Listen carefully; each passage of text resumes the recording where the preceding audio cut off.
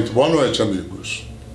Temos o prazer de iniciar hoje o nosso novo canal no YouTube, um canal de comunicação social no plano da política brasileira. O nosso canal chama-se O Fator Moral e Ensinando Direito. Esses dois títulos se compõem para uma única finalidade: levar a você toda lucidez, toda compreensão necessária a respeito do fato de o Brasil ser um país tão travado como é de fato. Você entenderá tudo como se passa, por que se passa e quais são as verdadeiras soluções. Essas só serão possíveis se forem atacadas as causas profundas. Peço licença para repetir. Só se você conhecer bem as causas profundas do grande problema brasileiro, verá que, de fato, a solução proposta aqui em nosso canal é autêntica, acima de tudo, muito necessária, porém de difícil implantação. Verá também que o que precisa mudar no Brasil, e é uma mudança não menos profunda, é a mentalidade do nosso homem, a sua mentalidade. Você que tem protestado tanto de camiseta verde e amarela, na Avenida Paulista, em Copacabana, na Esplanada dos Ministérios, precisa saber que esses protestos são relativamente eficazes e só. Eles não são protestos absolutamente eficazes. Para encurtar, eles não funcionam como nós precisaríamos. Funcionam apenas em parte. Pois bem, trataremos desse assunto aos poucos, porque as soluções propostas são muito profundas. Vocês verão isso. Esse canal é dedicado a 4 mulheres em especial. 4 mulheres brasileiras absolutamente sensacionais. Primeiro, Liliane Ventura. Segundo, Caterine Rezende. Terceiro, a Bárbara, do canal Te Atualizei. E, por fim, a deputada Carla Zambelli. Os motivos para dedicar o canal a essas 4 mulheres está nelas mesmas, que são verdadeiramente mulheres. Mulheres brasileiras conscientes, são muito lúcidas, não se deixam enganar e, acima de tudo, são esplêndidas formadoras de opinião. Eu tenho acompanhado essas 4 mulheres já há muito tempo e eu garanto que são pessoas que só podem fazer muito bem ao Brasil. Suas propostas são excepcionais, maravilhosas. Eu conheço elas 2 pelo menos, Liliane e Caterine. As outras 2 ainda não tive o prazer, mas espero chegar a elas também. Bem, agora eu preciso introduzir a vocês a proposta fundamental do nosso canal. Trata-se de um problema muito sério, seríssimo. Porque o Brasil é o que é antes. Mas o que é o Brasil? É apenas uma república decrépita, decadente, completamente esfacelada como república. Você já tinha pensado sobre o Brasil ser uma república esfacelada? Pois é, fique sabendo disso. Você verá, a monarquia foi, vamos dizer assim, golpeada. Foi desfeita no Brasil em 1889, quando foi fundada a República. E os brasileiros, então, foram levados a acreditar que estavam entrando num regime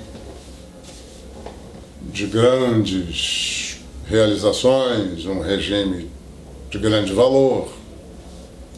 E os primeiros 40 anos, digamos, foram de relativa estabilidade política, de calma, mas vieram os anos 30,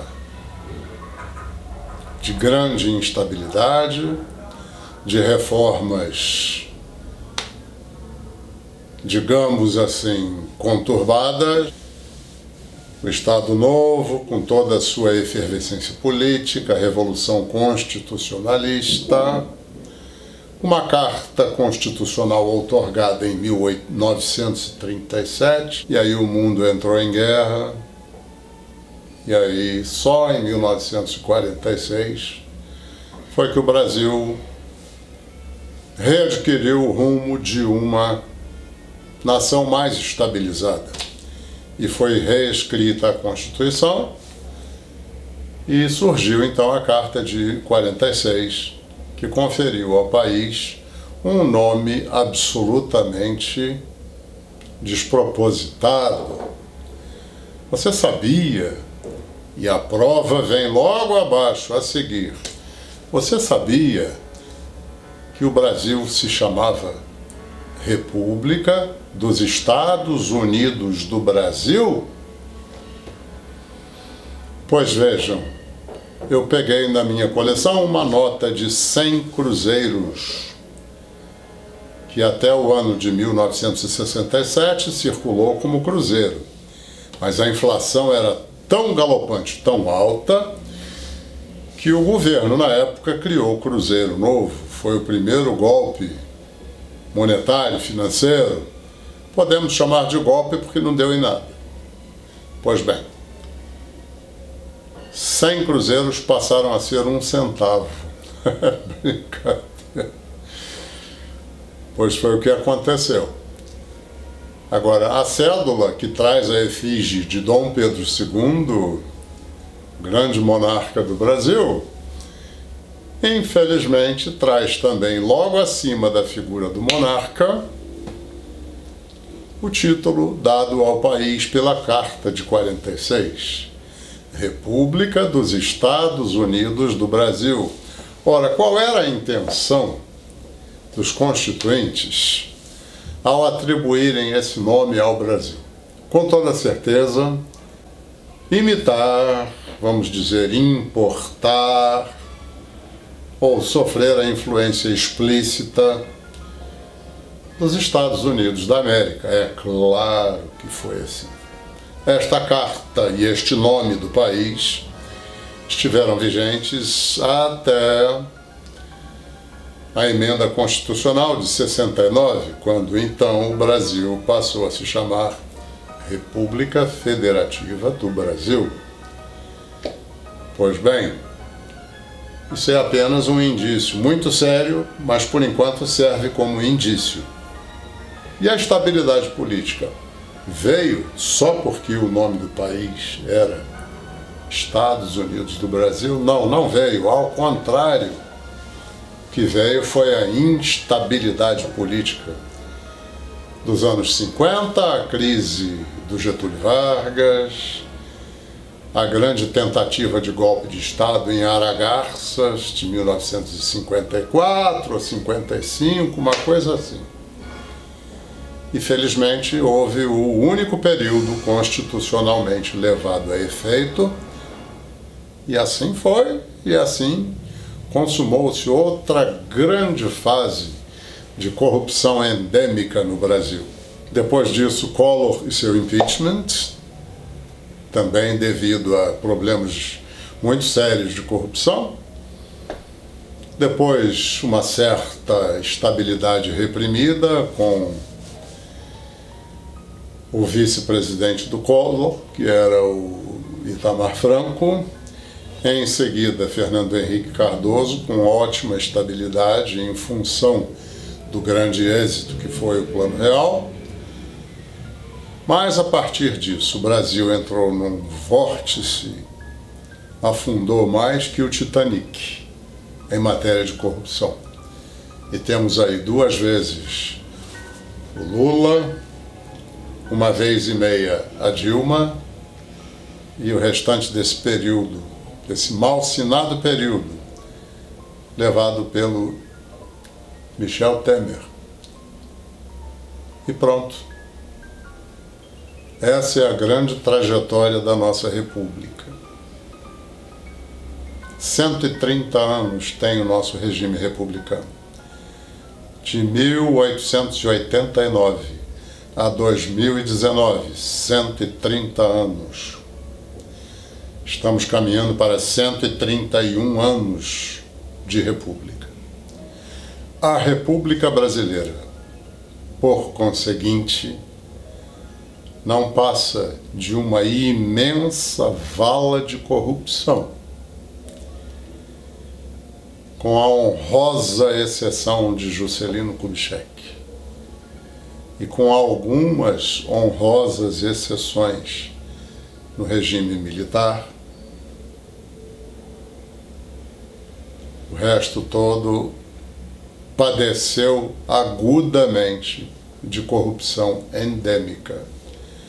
Mesmo Fernando Henrique Cardoso, Lula então nem se fala, tem até crise alérgica ao falar desse sujeito, sabe?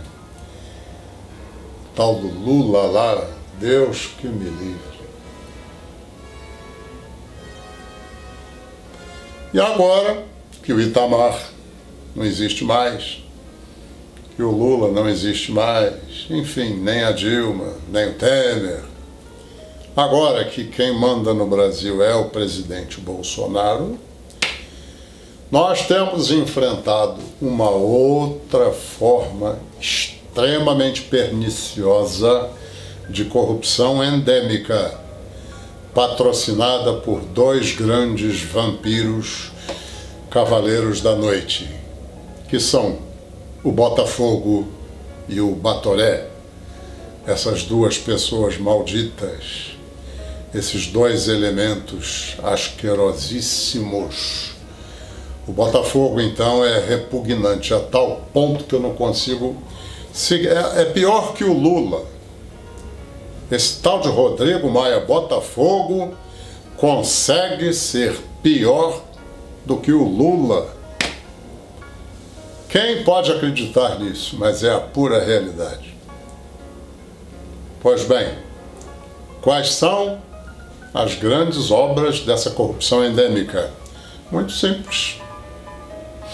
Lei de abuso de autoridade, aprovação do pacote anticrime do Moro ao modo como eles pretendem, que exclui a prisão após 2ª instância, porque o Botafogo vai ser o primeiro a rodar, cair tão preso quanto o Eduardo Cunha. Mas o Botafogo, audaciosíssimo que é, não tem medo, na verdade, e tampouco liga para o que o povo fala dele ou o que o povo exige dele. O fato é que ele vai empurrando com a barriga e não se faz a votação da prisão após 2ª instância, como também a PEC do fim do foro privilegiado. Mas vota-se de uma hora para outra, votação relâmpago, o tal do financiamento eleitoral, fundão eleitoral, 3 bilhões, isso é da noite para o dia. E depois vieram com essa história de 30 com B de Brasil, 30 bilhões de reais como orçamento impositivo a serem, aliás, esses 30 bilhões entregues nas mãos do Botafogo. Aí ele vai fazer o quê? O que der na cabeça dele, que só pode ser péssima coisa, porque ele é um mau elemento dos piores. E na emenda proposta para poder liberar 30 bilhões, Simplesmente não há obrigação de prestar contas ao Executivo. A obrigação de prestar contas é interna corporis, é internamente no Congresso Nacional. Ou seja, pode roubar à vontade, comissões à vontade, porque o Executivo não tem como saber e o Tribunal de Contas da União pertence ao Executivo, quer dizer, vai ficar tudo em brancas nuvens. Aí o Bolsonaro vetou, porém o veto do Bolsonaro será derrubado. Ora, meus senhores, aquele que quer botar a mão em 30 bilhões tem o poder de derrubar o veto daquele que não aceita absolutamente liberar 30 bilhões para essa imensa chantagem. Bem, amigos, neste nosso primeiro vídeo fizemos uma retrospectiva, uma espécie de panorama do que tem sido a nossa República por todos esses 130 anos. Nos próximos vídeos trataremos da gravidade desse panorama e das soluções muito graves também para corrigir esses graves defeitos históricos. Pergunto apenas se o Brasil merece isso que tem vivido. Claro que não. Não pode ser dessa forma.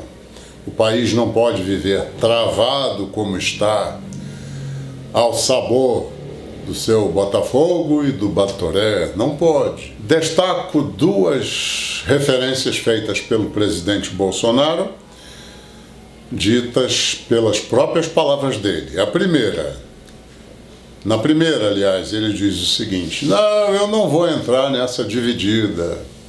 Isso para referir-se a certos problemas que representam na prática um confronto imediato com o Senado Federal, com a Câmara dos Deputados, enfim, com o Congresso. Ele não quer absolutamente entrar em bolas divididas, como ele chama. Não quer polêmica com o Congresso. Bem, e o Brasil perde com isso. Mas a segunda referência que ele fez é extremamente, mas extremamente grave e de uma dramaticidade a toda prova. Ouçam, pensem muito bem e concluam que se trata de realmente algo muito dramático. Pois bem, disse ele o seguinte: a situação no Brasil chegou a um ponto tal, mas a um ponto tão crítico, que eu ouso comparar o país a um doente paciente terminal de câncer. Caso em que o cirurgião vem e diz que precisa amputar o corpo para salvar o dedo. Reflitam bem sobre essa frase. É preciso amputar o corpo para salvar o dedo. Ora, o que isso quer dizer, amigos? Quer dizer uma completa inversão de valores. Uma situação de tal forma invertida que a contaminação do organismo nacional é geral, é profunda, é endêmica, não tem volta e é preciso um sacrifício muito grande para salvar uma parte muito pequena. Ou seja, é um caso perdido. E é realmente. O Brasil encontra-se num patamar do qual podemos dizer apenas que se trata de um caso perdido e que o governo Bolsonaro veio para reconstruir. Essa reconstrução, contudo, encontra obstáculos de dois grandes traidores do Brasil, que são o Botafogo e o Batoré. São traidores do pior tipo. Quando eu estava no ginásio, há quase 60 anos atrás, dizia-se que Joaquim Silvério dos Reis havia sido traidor do Tiradentes. E eu cresci com essa noção de traição. Mas hoje os traidores são esses dois cavaleiros da noite, esses vampiros, Botafogo e Batoré. Eu só lamento não saber ainda copiar vídeos do YouTube para poder transcrever aqui a imagem do presidente Bolsonaro falando sobre essa metáfora que ele nos apresentou tão bem a respeito de um doente terminal e tem que amputar o corpo para salvar o dedo. Pois bem, vamos dizer assim, a finalidade do nosso canal é apresentar uma solução para salvar o corpo. Entendem? Compreendem o que eu estou dizendo? É preciso salvar o corpo e não amputar dedo coisa nenhuma. Não tem amputações. É preciso restabelecer o organismo social brasileiro. Ora, tem sido veiculada na internet a realização de uma manifestação nacional no dia 15 de março. Vamos todos comparecer, naturalmente, com as nossas camisetas em verde e amarelo, não tenha dúvida alguma, mas conscientes de que a manifestação por si só não é o bastante. Precisamos bater de frente com esse grande crápula nacional que é o Botafogo. Esse sujeito ele não pode continuar onde está. Então nós temos que exigir que ele saia de lá.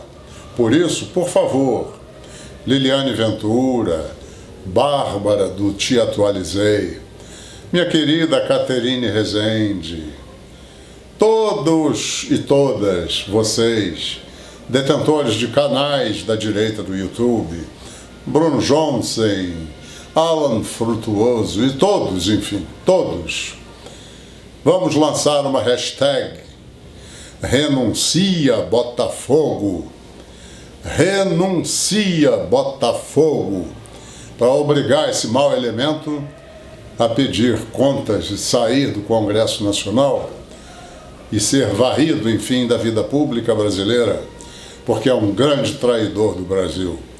Renuncia Botafogo. Por favor, amigos, patrocinadores de canal, donos de canal, enfim, vamos promover essa hashtag nacional, tá? Renuncia Botafogo, renuncia Batoré. Bom, por hoje é só. Muito obrigado.